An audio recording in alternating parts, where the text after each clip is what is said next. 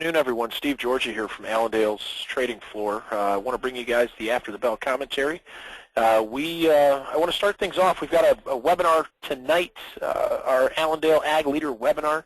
We're going to have Rich Nelson go over some of the things that have been moving the markets here over the last several days.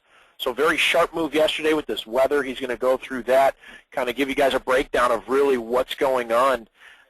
We're also going to take a look at some technicals, some charts and stuff like that with Frank LaPlaca, and that starts tonight at 7 p.m.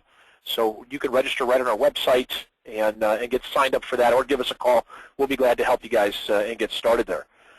So a couple things I'm going to go through. We're going to start off with corn. I'm going to show you guys a wheat chart as well. But corn has been getting the most press here lately, and that's what we're going to focus on. So this gap that we have showed you guys last week, we did see a nice jump again overnight with 5% planted is all. We did hear today a lot of guys out in the fields getting some field work done. A lot of planters moving in certain areas as well if they can go. But this recovery that we had seen, we saw a nice little spike, but not quite high enough to fill this gap.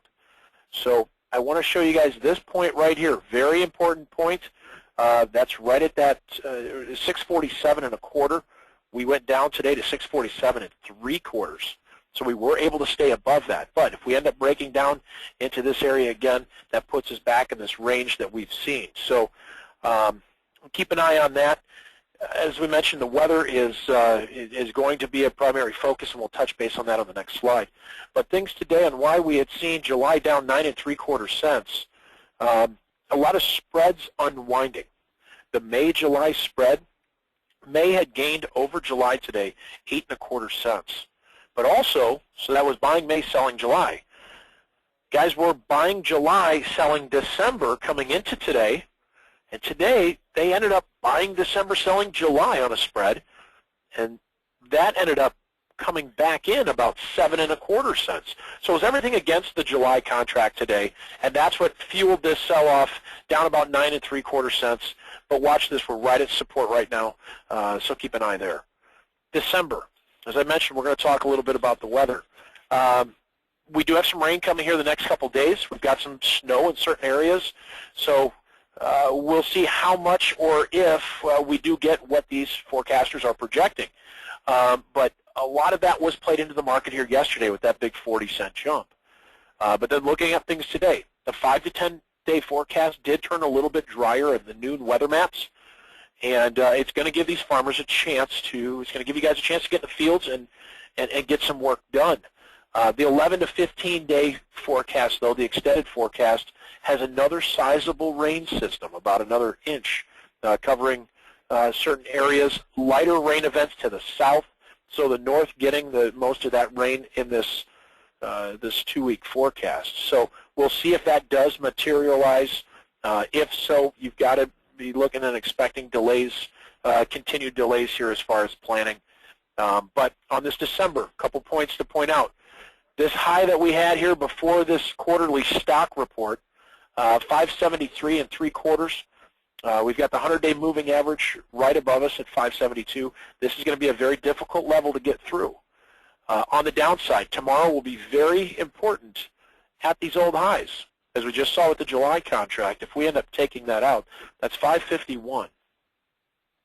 And that's going to put you back down in this downtrend here tomorrow, but also kind of put you back in the sideways range that we've seen for the last while. So keep that in mind. We've got good support just below us here. We've got to stay above that 550 level in order to keep the bulls fed here. But the other chart that I was looking at is Kansas City wheat. With this potential cold weather coming in, we've seen a significant rally over the last few days. Wheat jumping up very strong again and taking out resistance, 783.5. That's that quarterly stock report. And wheat was able to jump above that, whereas we just saw corn was not. The 100-day moving average sitting right around $8. That's going to be some key resistance right now. So watch for that. If we do take out $8, that could bring us back into this $8.25 to $8.30 level once again. But as of right now, we've got good resistance at $8.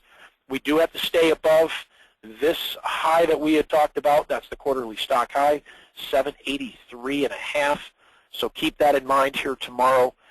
But this was a strong close for Kansas City wheat due to the cold weather that's moving in the next few days. Also, certain areas talking about snow. So are we going to see good to excellent ratings drop again, much like what we had seen this week as well? So very concerning in a lot of this wheat areas, but the market was strong today with a stronger close, and we'll see if that does continue.